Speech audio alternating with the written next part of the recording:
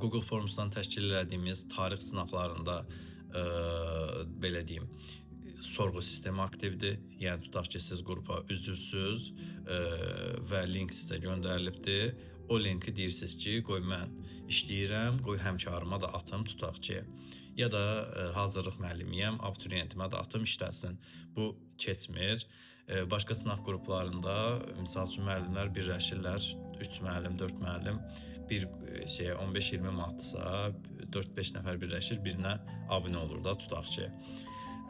Və PDF-i bir yerdə alırlar. Hətta orada yayılma ehtimalları da çox yüksəkdir. Yəni mən əvvəllər PDF-ni eləmişəm, bilirəm.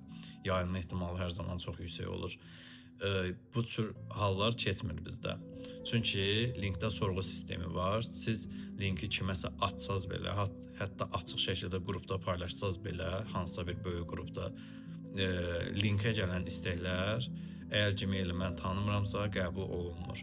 Məndəki Gmail-lər demək olar ki, yəni bir neçə dəfədən sonra artıq hamısı beynimə həkk olunur ki, bu kimdir, bu kimdir, kimdir. Zaten çox adamın da Gmail-i adı ilə soyadı eyni olur deyənə sorğunu mən qəbul etdikdən sonra sınaq sizdə açılır. Yəni sınaqlarda belə bir qoruma sistemi qoymuşuq. Məncə effekti yaxşı verir.